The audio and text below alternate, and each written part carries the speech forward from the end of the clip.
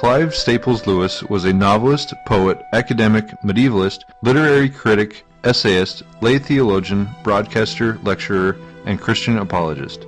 While known and loved all around the world, he preferred more of a private lifestyle with fewer but more intimate relationships with friends and family, compared to many celebrities who wallow in their fame.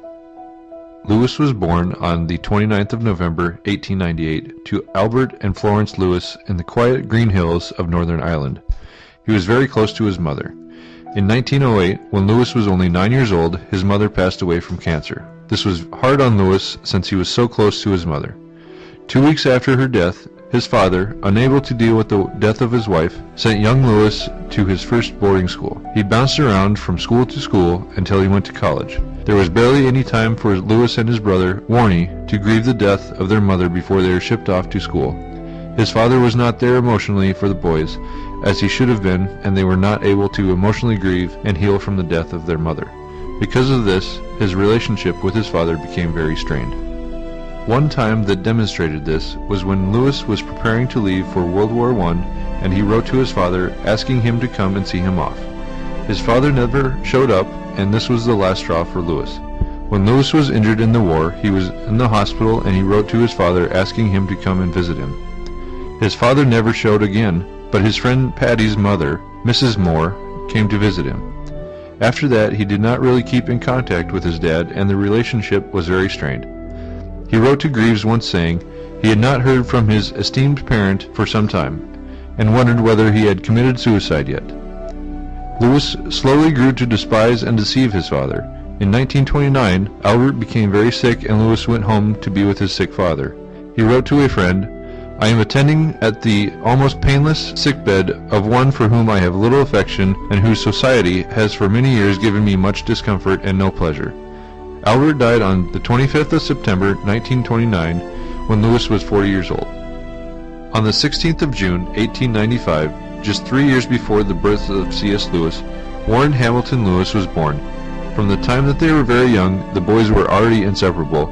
Together, Lewis and Warren, Jack and Warnie to each other, would run around the house pretending and always making up an adventure. They even made a pretend land called Boxen, which took over Lewis's previous make-believe land, Animal Land. When Jack was about 8, though, Warnie left for school, leaving young Jack without his brother and companion. While he missed the company of his brother, he was still able to find solace in the books that surrounded him. After the death of his mother, Albert sent both boys back to boarding school together. Jack hated his time spent at Wynyard School, but was at least put at ease that he could be with his brother again. The bliss only lasted a year, though, when Warnie left Wynyard and started school at Malvern College in Worcestershire. This left young Jack alone again for several years this time. He hated the school, especially as the school seemed to focus more on sports than on education as time went on. Finally, when the school was shut down, though, Jack was able to be with his brother again, even if it was only a few years before Warnie would graduate. After Warnie graduated from Malvern, he had private studies with W.T. Kirkpatrick for 4 months in preparation for the Army entrance exam, in which he passed with flying colors. Other than a few times after his entry into the military, Warnie and Jack didn't get to see each other often, and there isn't much written down about their relationship in the middle. What is known, however, is that they'd write letters and managed to stay close. When Warnie retired from the military, he moved home to the Clowns and lived with Jack until the day that Jack died. Another person who was extremely important in C.S. Lewis's life was Arthur Greaves.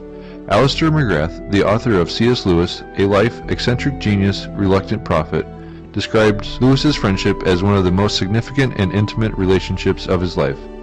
Not only was their friendship quite close emotionally, it literally lasted for a lifetime. Lewis met Greaves for the first time in April 1914, when he was 15 years old, although he had known of Greaves for about 7 years. Much of this close friendship actually happened through letters that the two men wrote to each other throughout their lifetimes. Even though they were separated, they thought about each other often and kept their friendships alive. One example of how close their friendship was is demonstrated through how Greaves felt while Lewis was away at war. Greaves constantly worried about Lewis, and he even wished that Lewis would be injured so that he would be forced to leave the front lines. This eventually turned into a reality. After Lewis returned from the war and began his studies at Oxford, Greaves was the only person who he told about the reality of his relationship with Mrs. Moore. As can be seen through their constant written communication, Greaves was one of the closest friends that Lewis had. Lewis himself said that he had organized his friends into two categories, first class and second class. To him, Greaves was a first-class friend, while J.R.R. Tolkien was a second-class friend. Two concepts that are found in The Journey of Adulthood that relate to C.S. Lewis's friendship with Arthur Greaves are emotional selectivity theory and the basic concept of friendships. Emotional selectivity theory argues that as we move through our lives, we prefer having closer relationships with a few people rather than having many more shallow relationships. This means that friend groups grow smaller but include more meaningful and intimate relationships. As individuals move through their lives, they care more about emotional satisfaction and less about knowledge. So this is why they focus on having more in-depth friendships. This can be seen in Lewis's friendship with Greaves. Dorothy Field, an expert in the field, states that friendship is a voluntary social relationship carried out within a social context. Friendship does not depend on how close the individuals are or whether or not they are related, but on other factors that depend on the person. Lewis was close to Greaves throughout his life, even though they were not physically close to each other for much of it. Lewis met J.R.R. Tolkien at a gathering with other scholars in May 1926. Their friendship began with a debate over what should be included in the Oxford English curriculum, and this start is representative of the rest of their relationship. They disagreed about many things, including Tolkien's disapproval of Lewis's marriage to Joy Davidman, and they eventually grew apart, but their friendship continued for many years. Lewis's friendship with Tolkien was important in both his personal and professional life. Tolkien served as a critical friend for Lewis, a mentor who would encourage and criticize, affirm and improve his writing. The two authors would meet up weekly and talk about many different things, including what the other one was writing. Lewis actually read early versions of both The Hobbit and The Lord of the Rings, which shows how important his opinion was to Tolkien. Tolkien was also very important in Lewis's eventual conversion to Christianity. As mentioned earlier, the two eventually grew apart, but the impact of their friendship continued on through the works that the two authors wrote. The same concepts that were applicable to Greaves are also applicable to Lewis's relationship with Tolkien. The fact that their friendship continued despite frequent disagreement shows that the two men must have been emotionally and professionally satisfied with the relationship, which relates to the emotional selectivity theory. Additionally, friendships exist based on different factors for different people. In Greaves's case, the two were very emotionally close. In Tolkien's case, however, the two men were close in a more professional way. While Lewis was in World War I, he became friends with a fellow soldier, Paddy Moore. While serving together, they vowed that if one of them died, the other would take care of their family and watch out for them. Hoping this would never happen, in April, Lewis learned that Paddy had been killed in action while they were on separate missions. After this, Lewis kept his promise and started to look after Mrs. Moore. This relationship turned into more than Lewis looking after Mrs. Moore, and more so Mrs. Moore taking a motherly position in Lewis's life and filling the void. No one knows for sure what the relationship between C.S. Lewis and Mrs. Moore was, except that she filled a void in his life. It is speculated that they were involved romantically, but no one can prove this theory or find any evidence that it actually happened. As people get older, their relationships become fewer in number and greater in depth of the relationship. As Lewis and Mrs. Moore grew older, the depth of their friendship grew deeper, and they both became something to the other that they had lost. Lewis took on the role of son for Mrs. Moore after Paddy died, and Mrs. Moore took on the mother role for Lewis. After renting property together for many years, Lewis and Mrs. Moore, along with Warnie, bought a house that they named the Kilns. They bought this house in 1930, and it was under Mrs. Moore's name, with Lewis and Warnie having permanent right of occupation until they died. Lewis saw the Kilns as a recreation of Little Lee, his childhood home. When Warnie was out of the war and they were all living together, it was as if the old days had been restored. This further shows the motherly impact that Mrs. Moore had on Lewis. In the late 1940s, Mrs. Moore started to get sick and was nearing the end of her life. Warnie also developed alcoholism throughout his life. Lewis became a sort of caregiver for the two, and because of this, life at the Kilns started to become unbearable for him, and he needed a break from it. In 1950, when Lewis could no longer care for Mrs. Moore, she was put into a nursing home, and in January 1951, she fell victim to the flu epidemic and passed away. The relationship between C.S. Lewis and his wife Joy Davidman is one that, while at first kept under wraps, is now highly debated about. Joy Davidman was an American poet and writer with a notably high IQ. She had a previous failed marriage from which she had 2 boys. It was while she was with her previous husband that she learnt of Lewis. Through the introduction of a mutual friend, Chad Walsh, she began writing letters back and forth to the author. 2 years later, she sought to meet Lewis in person.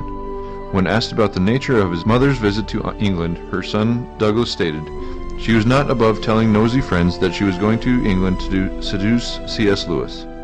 The nature of their relationship began as a friendship, mostly intellectual, though Lewis's friends, including Brother Warney, who described the friendship as a peculiarly rapid development in friendship, certainly did not trust Joy. Returning to America after finishing her book in England, Joy proclaimed herself as an Anglomaniac, and only 6 months after having returned from England, Joy set out for the Isle again, this time bringing her 2 sons with her. Lewis paid for the boys' schooling and then found and also paid for a house for Joy and her boys, near Oxford. Even then, Lewis only regarded Joy as a friend and intellectual companion.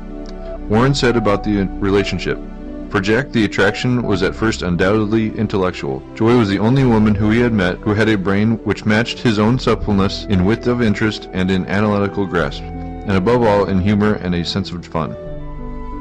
In 1956, the Home Office denied the renewal of Joy's visitor visa.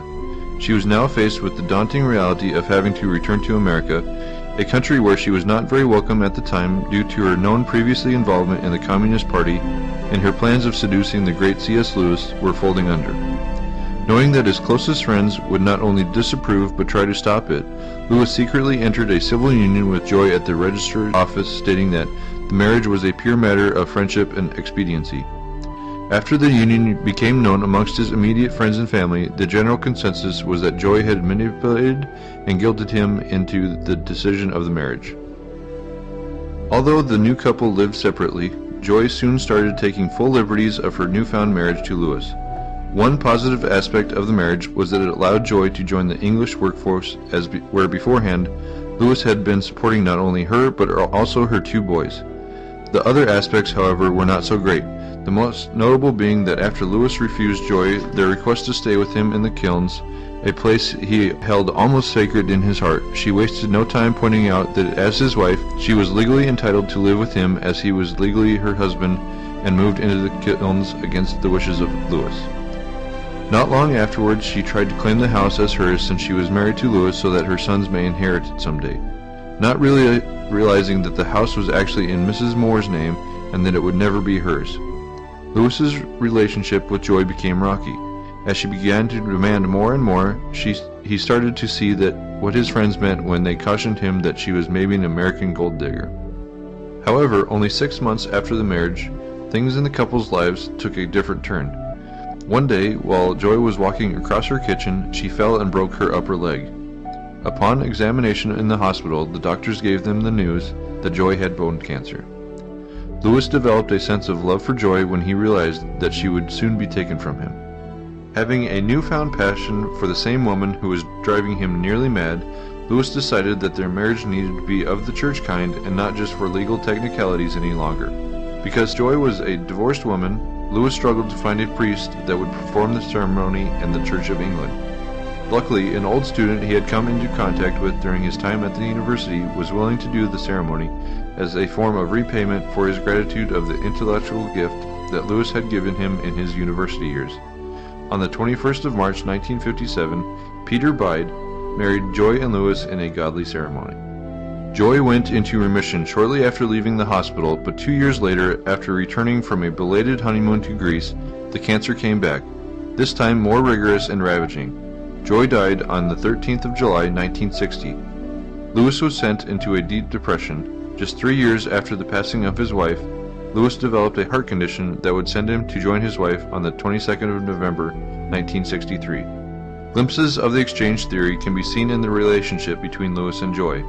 Her intellectual sharpness and witty humor in the end outweighed all the negative actions that had occurred between the couple and resulted in Lewis being able to fall in love.